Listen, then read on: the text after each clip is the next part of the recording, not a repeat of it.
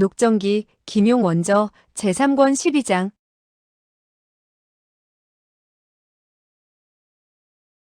12. 크고 작은 마누라. 위소보는 3개의 교자를 빌려 서쪽 장안가로 가자고 명했다. 그리고 서쪽 장안가에 이르러 교자에서 내려서는 다른 교자를 불러 타고 천지회가 모임 장소로 쓰고 있는 곳과는 2골목길을 남겨두고서 교자에서 내려 말했다. 그대 모광부의 친구들은 어제 모두 성을 나갔소. 나는 친구들과 상의하여 그대들을 그쪽으로 전송해드리도록 하겠소. 그는 이제 황제가 내리신 황마궤를 입게 된 어전시위 부총관인지라. 스스로 생각해도 어른이 된 듯한 느낌이 들었다. 거기다가 황제의 칙령까지 받들고 있는 몸으로서 커다란 사건을 조사해야 했기 때문에 희희덕거리던 태도를 갑자기 바꾸었다. 거기다가 사부가 얼마 되지 않은 곳에 있다는 생각이 들자 조금도 방자한 행동을 취할 수 없었던 것이다. 방이가 물었다. 그대는 이후 어디로 가시려고 하나요? 위소보가 말했다. 나는 감히 더 북경에서 지체할 수가 없구려. 될 수 있으면 멀리 떠나고자 하오. 그러다가 태우가 죽은 후 일이 안정이 된 뒤에나 다시 돌아올 수 있을 것이오. 방이가 말했다. 우리는 하북 석가장에 좋은 친구가 있어요. 그대가 초라하다고 느끼지 않는다면 함께 가서 잠시 피하는 것이 어때요? 목건병이 말했다. 좋아요. 그대는 우리의 목숨을 구해준 은인이니 한 집안 사람이라 할 수 있어요. 3사람이 함께 길을 가는 것도 재미있는 일이 아니겠어요? 2사람은 그를 바라보며 기대에 찬 빛을 띠고 있었다. 그리고 목건병은 천진하면서도 열렬한 희망을 드러냈고 방이는 약간 부끄러운 듯한 태도를 짓고 있었다. 위소보는 자기가 중요한 임무를 띠고 있는 몸이 아니라면 2 아리따운 여인과 짝을 지어 동행하며 아무리 먼 길이라도 천천히 구경을 하면서 간다면 그야말로 즐겁고 신나는 일이라는 생각이 들기도 했다. 그러나 지금으로서는 사양하지 않을 수 없었다. 나는 친구에게 한 가지 요긴한 일을 해결하겠다고 약속을 했소. 그러니 지금으로서는 석가장에 갈 수가 없구려. 그대들 몸에는 상처가 있으니 2 소저의 몸으로 길을 가는 것도 불편할 것이오. 그래서 나는 1~2 사람의 믿을 수 있는 친구들에게 그대들을 호송시키고자 하는 것이오. 우리 잠시 쉬면서 음식을 먹은 이후 차차 상의하도록 합시다. 그리고 즉시 천지회의 거처로 들어서게 되었다. 골목 밖에서 지키고 있던 사람은 그를 발견하자 재빨리 그를 안내해 들어갔다. 마운초가 마중을 나왔는데 2명의 나이 어린 태감을 대동하고 있는 것을 보고는 무척 의아하게 생각하는 듯 했다. 위소보는 그의 귓가에 대고 나직이 말했다. 몫이 집안 소공야의 누이 동생이외다.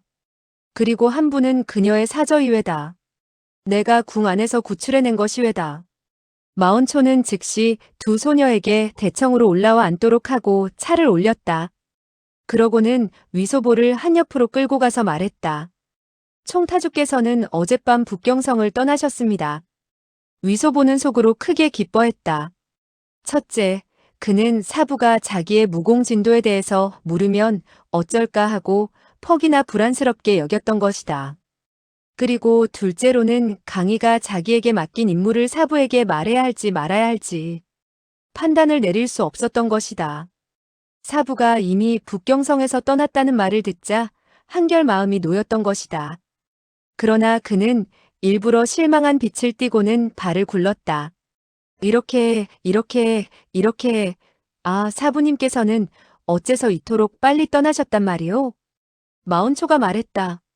총타주께서는 위양주에게 전하라고 분부하셨습니다. 그러니까 그 어르신께서는 갑자기 대만에서 보내온 급보를 받고 반드시 돌아가 처리할 일이 생긴 것입니다. 그리고 총타주께서는 위양주에게 모든 일에 조심을 하며 기회를 보아 일을 행하라고 하셨습니다. 그리고 궁에서 거처하기가 불편할 때는 잠시 북경에서 떠나서 피하도록 하라고 하셨죠. 그런가 하면 위양주께서는 무공을 부지런히 연마해야 하며 위양주의 몸에 독상은 이미 모조리 제거되었는지 궁금하다고 하시기도 했습니다. 그리고 만약에 몸이 불편할 때는 반드시 급히 총타주에게 알리도록 하라고 하셨습니다. 위소보가 말했다. 네, 사부님께서는 여전히 저의 상처와 무공을 염려해 주셨군요. 정말 마음속으로 고마워하는 마음이 저절로 우러나오게 만드시는군요. 그의 두 마디 말은 거짓 없는 말이었다. 사부가 촉망 중에도 자기의 몸을 염려하는 것을 보고 확실히 고맙다는 생각이 뭉클하게 들었던 것이다.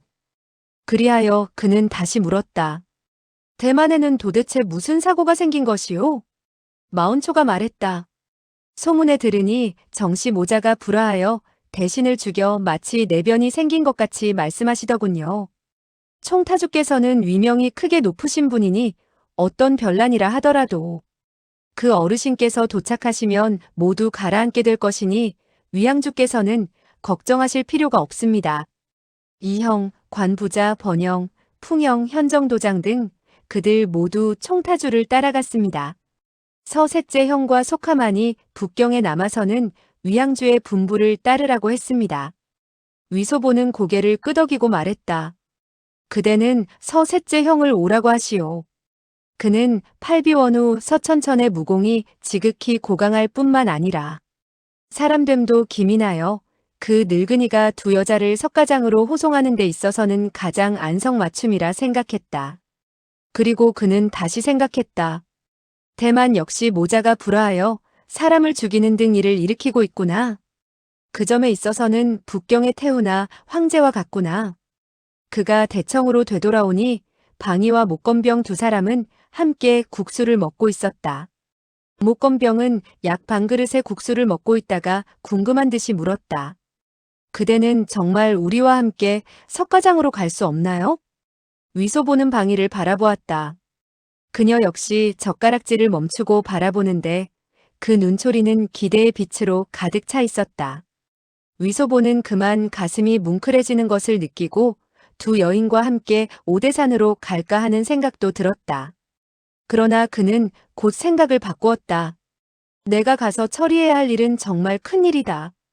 이 두 상처 입은 소저를 데리고 길을 간다는 것은 방해만 될 뿐이고 또 남의 주목만 끌게 될 것이니 절대 있을 수 없는 일이다. 그는 한숨을 내쉬고 말했다. 내가 이 일을 끝낸 이후 석가장으로 찾아뵙겠소. 그대들의 친구는 어디에 살고 있으며 이름은 무엇이라 부르오?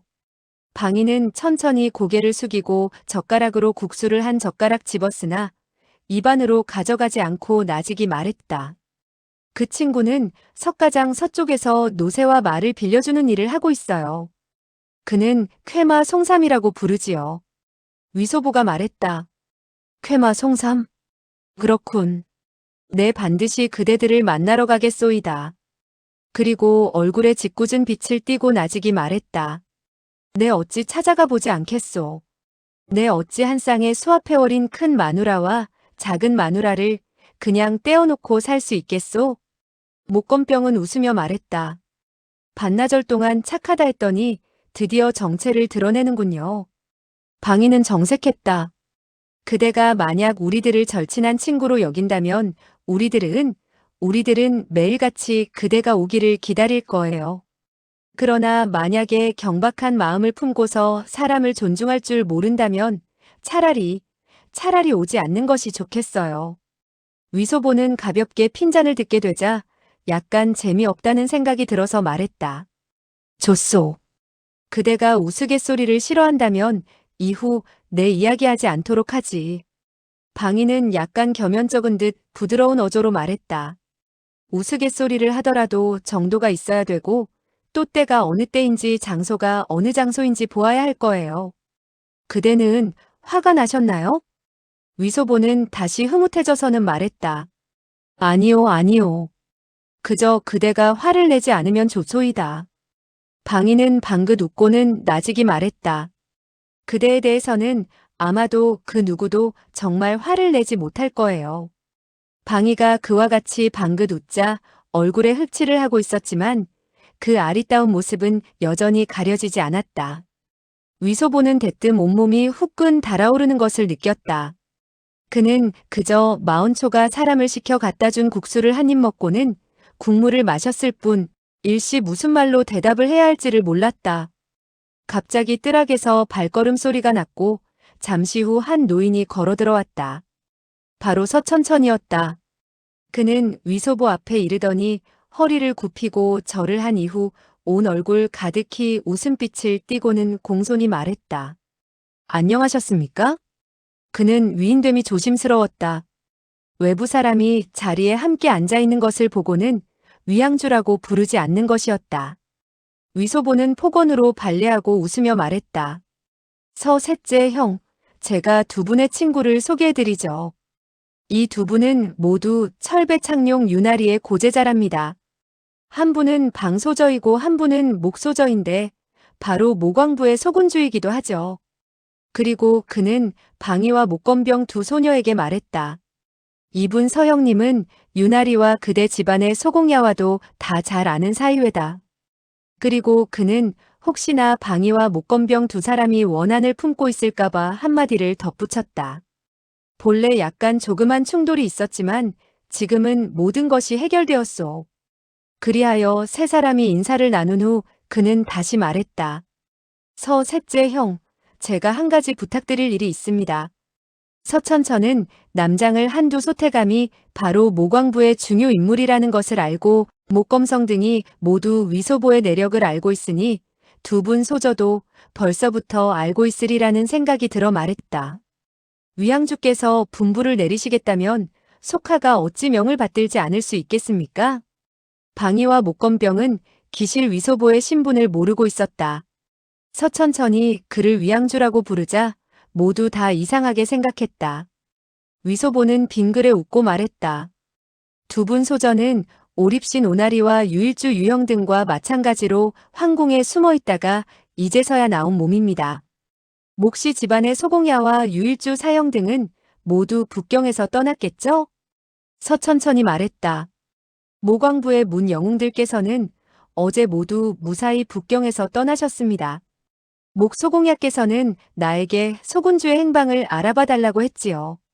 나는 그에게 안심하라고 했으며 천지회에서 책임지고 반드시 소군주를 찾아드리겠다고 말했소이다. 그리고 그는 얼굴에 미소를 띄었다. 목건병이 물었다. 유사형은 저의 오라버니와 함께 있던가요? 그녀의 말은 방위를 대신해서 묻는 것이었다. 서천천은 말했다. 불초는 그들이 나누어 성을 떠나는 것을 전송했었지요. 유사형은 유나리와 함께 남쪽으로 가셨습니다. 방위는 얼굴을 살짝 붉히며 고개를 숙였다. 위소보는 생각했다. 아마도 사랑하는 사람이 편안무사하게 빠져나갔다는 말을 듣고 속으로는 흐뭇하게 여기겠구나. 그러나 이번만큼은 위소보가 잘못 생각하고 있었다. 방위가 생각하는 것은 전혀 다른 문제였다. 나는 그에게 약속을 했다. 그가 만약 유사형의 목숨을 구해준다면 나는 그에게 시집을 가서 처가 되겠으며 한평생 저버리지 않겠다고 했다. 그러나 그는 태감이니 어떻게 시집을 가지? 그는 또 어린 나이에 온갖 수단과 재주를 다 피우고 더군다나 또 무슨 향주라고 하지 않는가 말이다. 이때 위소보는 서천천에게 정중하게 말했다. 두 분 소저는 황궁의 시위들에게 애써 항거하다가 몸에 상처를 입었습니다. 지금은 석가장에 있는 친구 집으로 찾아가 상처를 치료해야 합니다. 저의 생각으로는 셋째 형이 호송해 주셨으면 합니다. 서천천은 즐겁게 응낙했다. 마땅히 수고를 아끼지 않아야죠. 위양주께서는 정말 저에게 좋은 일을 시켰습니다. 속하는 모광부의 친구들에게 미안한 짓을 했는데 오히려 목소공야로부터 구원을 받아 마음속으로 고맙기도 하고 부끄럽기도 하던 참입니다. 두 분 소저를 모시고 목적지까지 편하게 도달할 수 있다면 그야말로 만분의 일이라도 보답을 하는 것이 아니겠습니까? 목건병은 서천천을 바라보았다. 그의 체구가 왜소하고 허리도 구부정한 것이 언제라도 저승사자가 와서는 목숨을 앗아갈 것 같은 쭈그렁 영감쟁이가 아닌가. 그와 같은 주제에 자기와 사절을 호송한다니. 오히려 자기네들이 길을 가면서 그를 돌봐야 할지 모른다는 생각이 들었다. 더군다나 위소보가 가지 않는다는 말에 매우 실망한 그녀는 얼굴에 불쾌한 빛을 참을 수 없다는 듯 드러냈다. 그러나 방인은 인사말을 했다. 선아리께 수고를 끼친다니 실로 감당할 수 없습니다.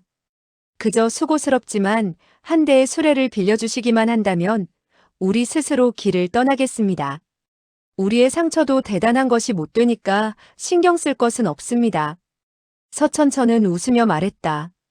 방소전은 너무 겸손해하지 마시오. 이 위양주께서 명령을 내린 이상 나로서는 어쨌든 끝까지 모시지 않을 수 없소이다.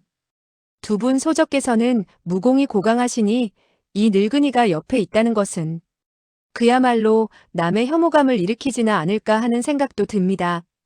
그리고 호송이라는 두 글자를 쓰기에 이 늙은이는 실로 재간이 없다 하겠습니다.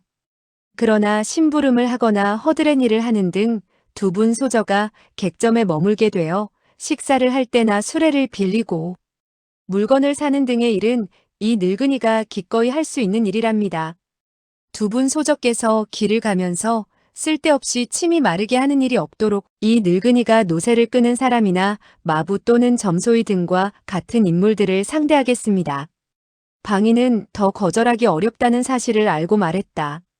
선아리께서 이토록 후하게 대해주시니 어떻게 보답해야 될지 모르겠군요. 서천천은 껄껄 소리내어 웃었다. 하하, 보답은 무슨 보답입니까? 솔직히 두 분 소저에게 말하는데 저는 우리 이 위양주에 대해서 마음속으로 탐복해 마지 않는 바입니다. 우리 위양주의 나이는 어리나 실로 신통력이 대단하답니다.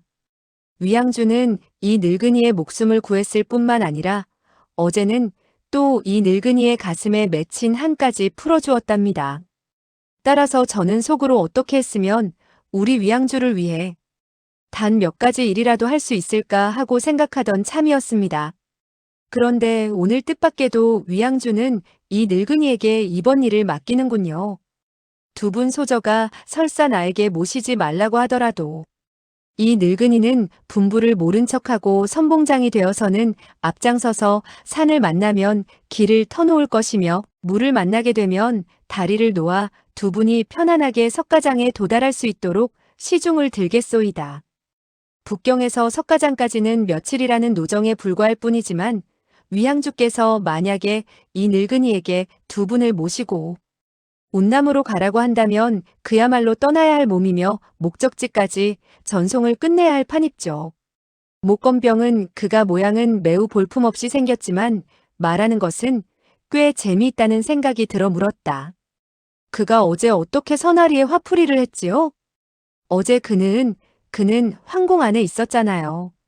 서천천은 웃으며 말했다. 오삼계 그 도적의 수하에 개 같은 벼슬아치가 있는데 이름은 노일봉이라고 하지요. 그는 이 늙은이를 잡아가서는 고문을 하고 욕을 했으며 고약을 가지고 나의 입을 막기도 했는데 다행히 소저의 오라버니가 사람을 보내어 이 늙은이를 구출했지요. 위양주는 이 늙은이에게 반드시 사람을 시켜 그 개 같은 벼슬아치에 두 다리를 잘라놓겠다고 약속을 했소이다. 이 늙은이는 오삼계의 개 같은 아들이 이번 북경으로 들어올 때 수하에 무공이 능한 사람을 지극히 많이 데리고 왔을 것이라고 생각했지요. 그리고 노일봉이 지난번에 나에게 한번 쓴맛을 보았는지라 한번 당하게 된다면 좀 더 요령이 생겨 감히 다시 혼자서는 나서지 않을 것이니까 우리가 원한을 갚는다 하더라도 쉽게 갚을 수 없으리라고 생각했죠.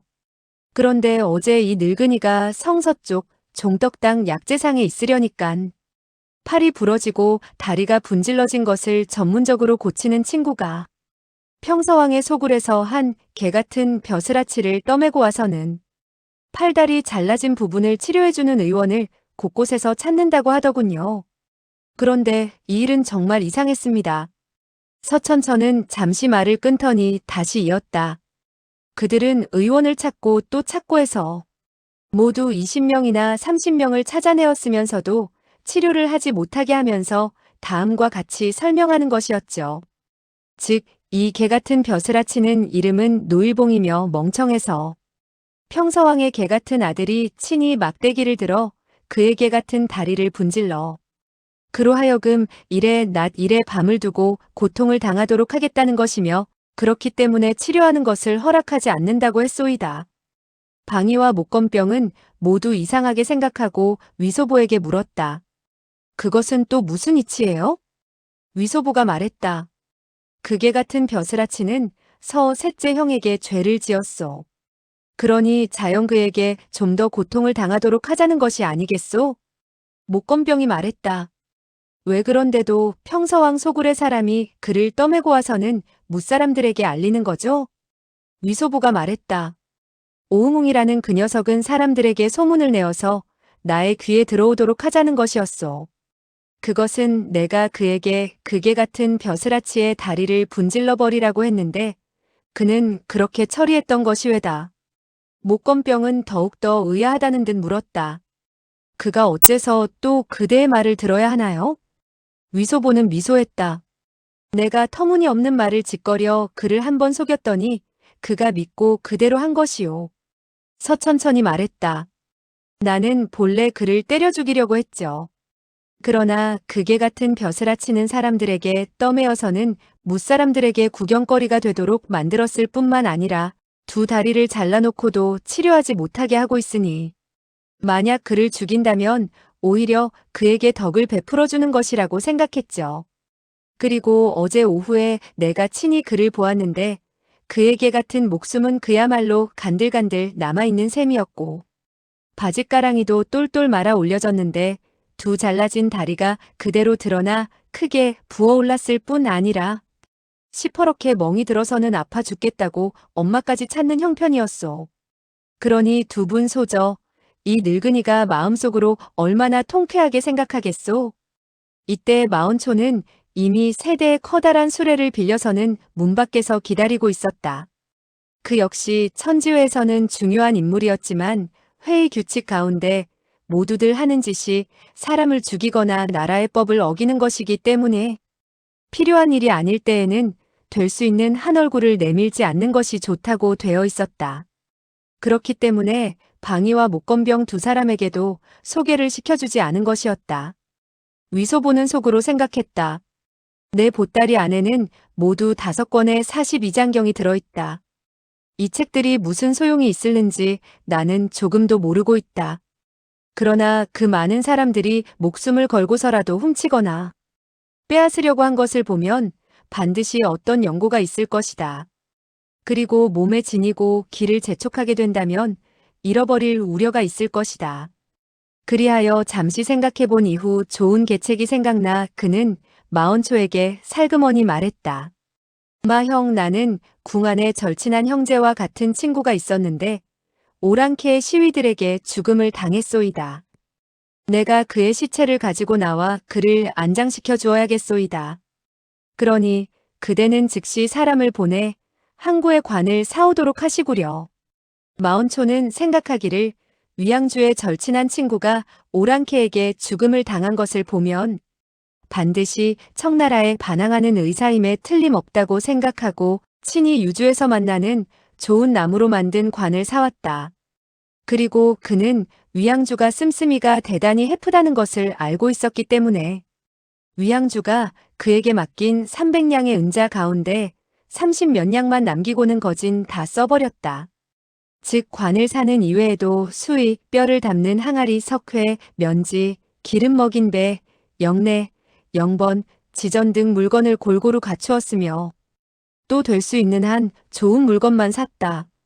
거기다가 방이와 목건병 두 여인을 위해 남장하게 되었을 때 사용할 옷가지와 신발, 그리고 모자는 물론 도중에 먹을 걸량은 말할 것도 없이 간식에 사용할 음식까지도 마련을 했다.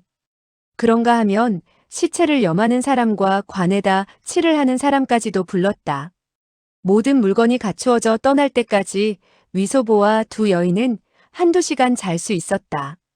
위소보는 먼저 여느 사람의 옷차림으로 바꾸어 입고 생각했다. 내가 성지를 받들어 오대산으로 공무차 가는 길이니 그야말로 바쁘게 되었다. 어느 겨를에 무공을 연마할 수 있겠는가. 사부의 이 무공 비급을 다른 사람에게 도적질 당해서는 안 되겠지. 그리하여 그는 5권의 경서와 사부가 준 무공비급을 기름 먹인 배에다 한 겹 한 겹 완전 무결하게 쌌다. 그러고는 부엌으로 가서 한 움큼의 나무재를 안고 와서는 사람의 시체를 태우고 남은 재를 담는 항아리에다 쏟고서는 생각했다. 관 안에다 진짜 시체를 한 구 넣는 것이 가장 좋다. 그렇게 하면 그 누가 관을 열고 살펴본다 하더라도 의심하지 않을 것이다. 하지만 순식간에 어디 가서 나쁜 사람을 죽일 수 있겠는가? 이윽고 그는 맑은 물을 찍어서는 눈과 얼굴에 바르고 슬픈 표정을 하고서 2손에 기름을 먹인 종이로 싼 보따리와 뼈의 재를 넣는 항아리를 들고서는 후청으로 갔다.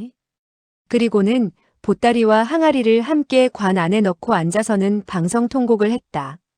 서천천과 마운초 그리고 방이 및 목건병 2소녀는 이미 후청에서 기다리고 있었는데 그가 땅바닥에 엎드려서 통곡을 하는 것을 보고는 더 의심하지 않았다.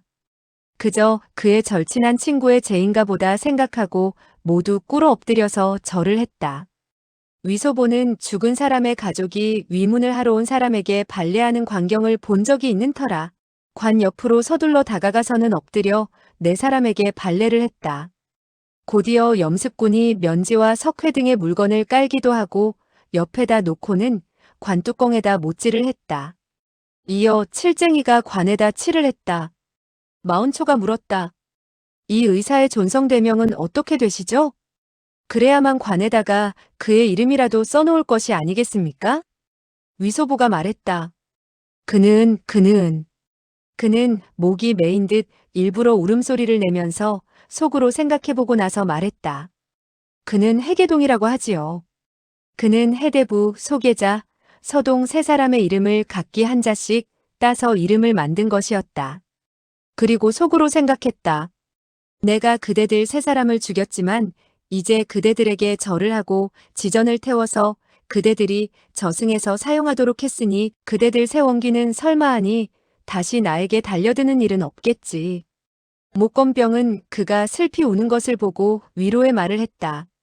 청나라 오랑캐들이 우리의 절친한 친구를 죽였으니 언젠가는 우리들이 그들을 깨끗하게 죽여 없애서는 절친한 친구의 원한을 갚을 수 있을 거예요. 위소보는 울면서 말했다. 오랑캐는 물론 죽여야 하겠지만 이 몇 분 친구의 원한은 결코 갚을 수는 없다오. 목건병은 아름다운 눈을 크게 뜨고는 멍하니 그를 바라보면서 속으로 생각했다. 어째서 갚을 수 없다는 것일까? 4사람은 잠시 휴식을 취한 이후 마언초와 작별을 한 뒤 길을 떠나기로 했다. 위소보가 말했다. 내가 그대들을 한동안 발에다 드리리다. 방이와 목건병 2소녀는 얼굴에 하나같이 기쁜 빛을 띠었다. 2소녀가 한 대의 수레를 타게 되고 위소보와 서천천이 각기 한 대씩 타게 되었다. 3대의 수레가 먼저 동문에서 나와 동쪽으로 2마장을 가게 되었다. 그런 연후에야 길을 돌려 남쪽으로 향하도록 했다. 다시 7, 8마장을 가니 어느 고을에 이르렀다. 서천천은 수레를 멈추라고 분부했다. 친구를 천리 전송한다 하더라도 끝내 작별을 고해야 하는 법. 날은 이미 어두워지고 있으니 우리들은 이곳에서 차나 한 잔 마시고 헤어지도록 하지요. 그리고 그들은 길 옆에 있는 찻집으로 들어갔다. 사화는 즉시 차를 끓여 올렸고 3명의 마부는 다른 한 탁자에 앉게 되었다. 서천천은 위양주 등 그들 3사람이 반드시 자기네들끼리 중요한 말이 있으리라고 생각하고 2손으로 뒷짐을 진 채 나가서 바깥 풍경을 구경하는 척하였다. 목건병이 물었다. 개 오라버니, 그대의 성은 기실 위씨이죠? 그런데 또 어떻게 향주가 되었나요? 위소보가 웃었다. 나의 성은 위씨이고 이름은 소보라고 하오. 본시 나는 청목당의 향주라오. 이제 와서 내 무엇한다고 그대들을 속이겠소. 목건병은 한숨을 내쉬었다. 아, 위소보가 물었다. 어째서 한숨을 내쉬는 것이오? 목건병이 말했다. 그대는 천지회의 청목당 향주인데 어쩌다가 황공으로 들어가서 태감이 되었나요? 그것이야말로. 방희는 그녀가 하고자 하는 말이 바로 애석하기 이를 데 없다는 말이라는 것을 알 수가 있었다. 첫째, 그와 같이 말을 한다는 것은 우아하지 못했고, 둘째로는 위소보의 아파하는 마음을 찌르는 것이라고 생각한 그녀는 불쑥 입을 열고 그 말을 가로챘다. 영웅호걸들은 국가대사를 위해 자신의 굴욕을 참고 견디지. 그러한 일이야말로 남으로 하여금 매우 탐복게 하는 것이 아니겠어요. 그녀는 위소보가 반드시 천지회의 명을 받고 스스로 몸을 병신으로 만들어서는 궁 안으로 들어가 첩자 노릇을 한 것이니 그와 같은 행동은 정말 존경스럽고 탐복할 만하다고 생각한 것이었다. 위소보는 빙그레 웃으며 속으로 생각했다. 그녀들에게 내가 태감이 아니란 사실을 이야기해야 할까? 이때 갑자기 서천천이 호통을 내질렀다. 친구, 아직도 정체를 드러내지 않겠다는 것이요? 그러면서 그는 손을 뻗쳐서 오른쪽에 있는 마부의 어깨죽지를 내리치려고 했다. 서천천의 오른손이 그 마부의 어깨죽지에 닿자 그 사람은 몸을 슬쩍 기울였다. 그렇게 되자 서천천의 오른손은 그만 허공을 가로지르게 되었다. 그러나 그의 왼쪽 주먹이 어느덧 마부의 오른쪽 허리를 향해 뻗쳐가고 있었다. 그런데 그 마부는 손을 뒤로 구부려서는 밀었다. 그리하여 그 한 대의 주먹을 바깥쪽으로 밀었다. 서천천은 오른쪽 팔꿈치를 들어 다시 그의 뒷덜미를 내리찍으려고 했다. 그 마부는 오른손을 뒤로 쳐들더니 서천천의 정수리를 후려치려고 했다. 그리하여 서천천은 즉시 두 발에 힘을 주어서는 뒤로 물러났다. 그는 잇따라 3초를 썼다. 그러니까 일장으로 후려치고 주먹으로 내질렀으며 팔꿈치로 내리찍으려 했는데 이 모두가 매우 날카로운 수법이었다. 그러나 그 마부는 가볍게 일일이 해소시켜버린 것이었다. 서천천은 놀람과 함께 분노를 느꼈다. 그리고 그는 그 사람이 반드시 대궐 안의 고수인데 명을 받들고 사람을 잡으러 왔다고 생각했다. 그리하여 그는 즉시 왼손을 흔들어 위소보 등 세 사람에게 도망치라는 신용을 했다. 그리고 자기는 적을 잡고 늘어져 세 사람이 빠져나갈 기회를 만들려고 생각했다. 그러나 그들 세 사람 역시 의리를 돌보지 않고 도망치려고 하지는 않았다. 방희는 몸에 상처가 있기 때문에 손을 쓰기가 어려웠지만 위소보와 목건병은 모두 무기를 뽑아들고 나아가 협공을 하려고 했다. 그 마부는 몸을 돌리더니 웃으며 말했다. 팔비원우는 정말 눈이 날카롭구려. 그 소리는 매우 뾰족했다. 네 사람은 그의 얼굴이 신누렇고 옷차림도 더러우며 얼굴 모습도 추악하여 일시 몇 살인지 알아볼 수가 없었다. 서천천은 그가 자기의 호를 부르는 것을 듣자 속으로 놀라서는 폭언을 하고 물었다. 귀하는 누구시오? 어째서 마부로 가장하여 불초를 희롱하시오? 그 마부는 웃었다. 희롱이라니 절대로 감당할 수 없소이다. 불초와 위양주는 절친한 친구 이외다. 그가 북경을 나선다는 사실을 알고는 특별히 달려와 전송을 하려 한 것이외다. 위소보는 머리를 극적였다. 나는 당신을 알아볼 수가 없구려. 그 마부는 웃으며 말했다. 우리 두 사람은 어젯밤 손을 합해서 강적에게 함께 항거하지 않았소? 그대는 어째서 벌써 잊었소? 위소보는 그제서야 확연히 깨달은 바 있어서 말했다. 아, 그대는 도오. 그는 비수를 신발목에 끼우고 재빨리 달려가 그녀의 손을 잡았다. 그제서야 그는 도궁아가 마부로 가장한 것임을 깨달은 것이다. 도궁아는 얼굴에 소기름과 수분을 마구 발라 다른 사람은 그녀가 기뻐하는지 성을 내고 있는지 알아볼 수 없도록 만들어 놓고 있었다. 이때 그녀는 어조에 기쁜 빛을 띠고 말했다. 나는 오랑캐들이 사람을 보내 그대의 앞길을 막을까봐 이와 같이 변장하여 한동안이나마 호송하고자 한 것이라오. 그런데 선아리께서는 눈이 날카로워서 그분의 눈은 속일 수가 없었군. 서천천은 위소보의 얼굴 표정을 보고 이 사람이 친구이지 적이 아니라는 것을 깨달았다. 그리고 한편으론 기쁘기도 하고 또 한편으론 부끄럽게 여기며 두 손을 맞잡았다. 귀하의 무공이 고강하구려. 탐복했소이다. 탐복했소이다. 위양주는 인연이 정말 좋군. 도처에 고인과 사귀다니 말이 왜다. 도궁하는 웃으며 말했다. 고인이라니 감당할 수가 없군요. 실례지만 서형에게 묻겠는데 저의 변장의 어느 구석에서 빈틈을 발견하셨나요? 서천천히 말했다. 빈틈은 없었소이다. 그러나 길을 오면서 나는 귀하가 채찍을 휘둘러 노새를 쫓을 때 여느 마부와 다르다는 것을 느꼈지요. 귀하의 손목은 움직이지 않는데 채찍은 곧장 뻗쳐나갔으며 팔꿈치를 굽히지도 않는데 이미 채찍을 움츠려 되돌아오게 했죠.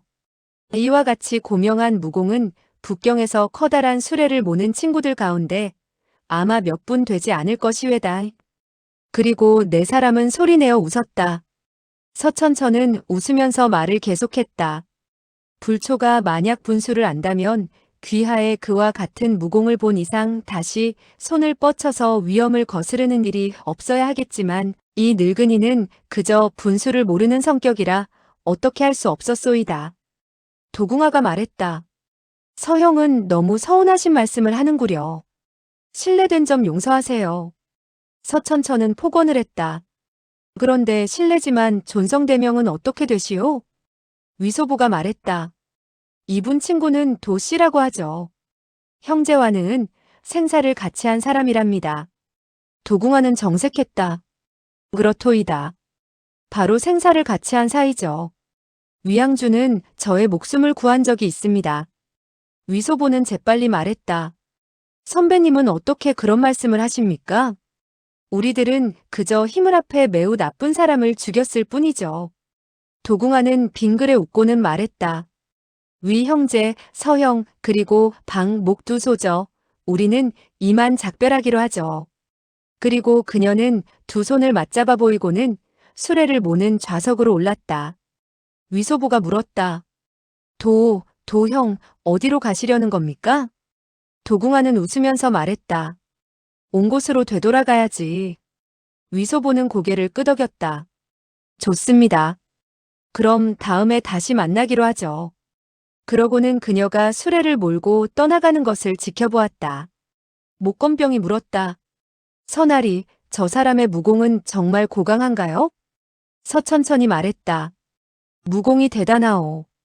그녀는 여자이니까 더욱더 대단하다고 봐야겠지. 목건병은 의아하여 물었다. 그녀가 여자라고요?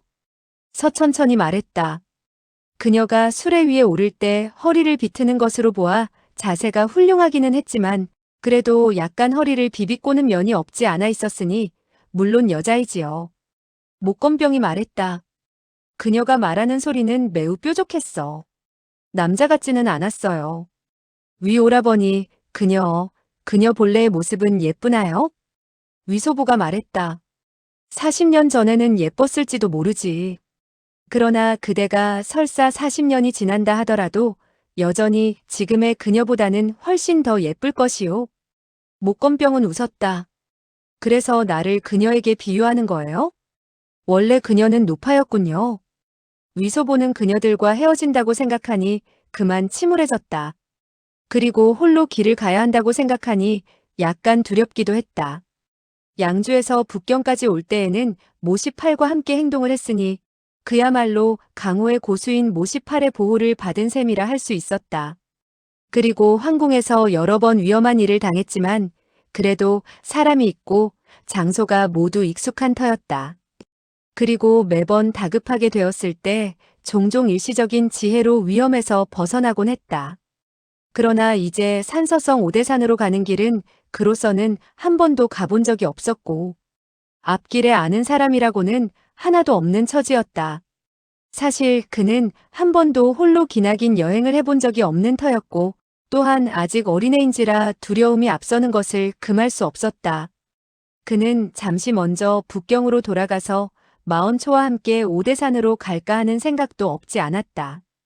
그러나 이번 일은 소현자의 신상과 관계가 있는 일인데 만약 다른 사람이 알게 된다면 친구에게 너무나 미안한 짓을 하는 것 같아 그만두기로 했다. 서천천은 그가 여전히 북경으로 되돌아가려는 줄로 알고는 말했다. 위양주, 날이 곧 어두워질 모양이니 그대는 곧 돌아가도록 하시지요? 더 늦어졌다가는 성문이 닫히겠소이다. 위소보가 말했다. 네. 방위와 목건병은 말했다. 그대가 일을 처리한 이후 우리 석가장으로 찾아오세요. 우리들은 기다리겠어요. 위소보는 고개를 끄덕였다. 그리고 마음속이 달콤하면서도 시큰해져서는 아무 말도 하지 못했다. 서천천은 두 소녀를 수레에 오르도록 했다. 그리고 그 자신도 차부의 옆에 앉아서는 수레를 남쪽으로 몰았다. 위소보는 방위와 목건병 두 소녀가 수레 안에서 머리를 내밀고 손을 흔들어 작별을 고하는 것을 볼 수 있었다. 그리고 수레는 30여 장쯤 나아가다가 모퉁이를 돌았고 그 바람에 한 그루의 버드나무에 가려져 다시는 볼 수가 없었다. 위소보는 나머지 한 대의 수레에 올랐다. 그리고 차부에게 북경으로 돌아가지 말고 길을 꺾어서 서쪽으로 나아가자고 했다. 그러자 그 차부는 약간 망설였다. 위소보는 열량의 은자를 꺼내서 말했다. 열량의 은자로 그대의 수레를 사흘만 빌립시다. 이만하면 되지 않겠소이까? 차부는 크게 기뻐서는 재빨리 말했다. 열량의 은자라면 한 달을 빌리는데도 족하답니다. 소인은 공자나리께서 멈추자면 멈추고 가라면 가도록 하겠습니다. 그날 밤 수레는 북경 서남쪽 20여리 되는 조그만 고을에서 머물게 되었다. 위소보는 어느 조그만 객점에서 하룻밤을 묵게 된 셈이었다. 위소보는 수건으로 자기의 몸을 대강 훔치고 발을 씻은 후 저녁밥을 주기도 전에 그만 방바닥에 쓰러져서는 잠이 들고 말았다. 이튿날 깨어나니 머리가 쪼개지는 듯 아파왔으며 두 눈이 무겁기만 해서 한참 동안 두 눈을 뜰 수가 없었다. 거기다가 사지가 시큰거리고 맥이 빠져 꼼짝하기가 어려울 정도였다. 마치 악몽을 꾸고 있는 것 같았다. 그는 소리쳐 사람을 부르려고 했으나 소리를 지를 수도 없었다. 그리고 눈을 들어보니 땅바닥에는 세 사람이 쓰러져 있지 않은가. 그는 깜짝 놀라 한참 동안 멍하다가 정신을 차렸다. 그리고 몸을 일으켜 앉았다. 그러고 보니 방 앞쪽에 한 사람이 싱글벙글 웃으며 앉아서 그를 바라보고 있었다. 위소보느나 하는 소리를 냈다. 그 사람은 웃으며 물었다. 이제서야 깨어났는가? 바로 도궁하였다. 위소보는 이때서야 마음을 놓으며 말했다. 도누님, 도소저, 도대체 어떻게 된 노릇이죠? 저 세 사람이 누구인지 보라고. 위소보는 방에서 내려섰다. 중국 객실의 한옥은 그저 흙바닥이고 한쪽은 약간 높게 구들을 놓아 방을 만들어 놓는 것이 관례였기 때문에 한쪽은 방이고 한쪽은 대충 마룻바닥이 되는 셈이었다.